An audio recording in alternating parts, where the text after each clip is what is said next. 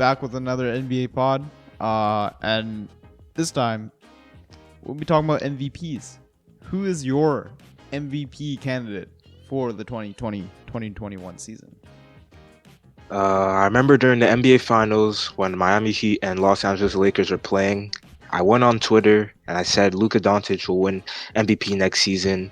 And I can't wait until he wins so I can retweet that post because Luka Doncic is going to be the MVP. He's just a great player. He's a safe pick as well. I think he's the perfect fit to the Dallas Mavericks organization. And with Porzingis coming in, his numbers are just going to skyrocket as well. He's a great player that can get you buckets, but he also involves the team. So Luka Doncic, I believe, will be the MVP this season. What do you think? Definitely the safest pick.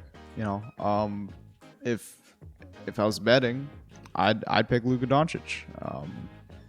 But I don't have money to bet, so I'm gonna take Nikola Jokic. All right, Nikola Jokic, guaranteed triple double. The guy can do it all. People slander his defense. I think he's a smart defender. Gets in the passing lanes, gets good positions on the boards to get rebounds. I think he's a subtle defender, at least average defender for him.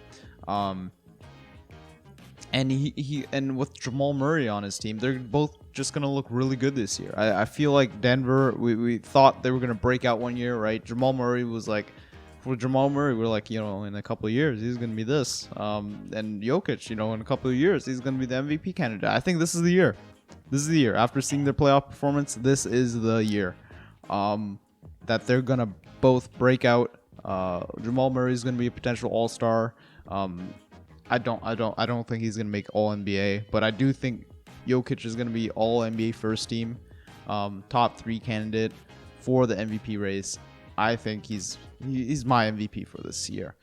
Prediction after 3 or 4 season games for teams. Okay.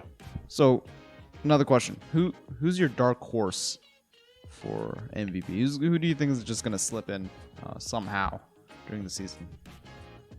I'm not saying he's gonna win, but everybody can call him playoff P, pandemic P. Whatever you want, call him Paul George because Paul George is going to be in the MVP conversation this season, all right? As I said in the earlier podcast, he's getting back with his trainer that he had in 2018, his MVP season. And I like his gameplay so far. I watched the first 2 games. Let's ignore the game where they lost by 50 to the Mavericks and trailing by 50 at halftime. But I think he's definitely improved, and I definitely think he'll be in the conversation. He'll sneak up there, maybe top 5 in the conversation. His numbers will skyrocket.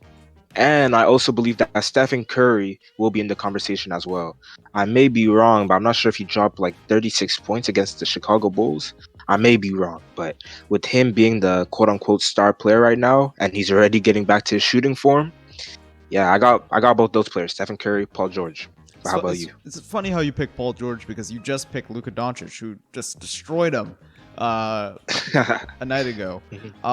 But for me, the dark horse, we gotta head to Phoenix for this dark horse, and I think Devin Booker is might slip in as an MVP candidate. You have Chris Paul with him, who is able to elevate players on the next level, on the LeBron level, as we saw in OKC.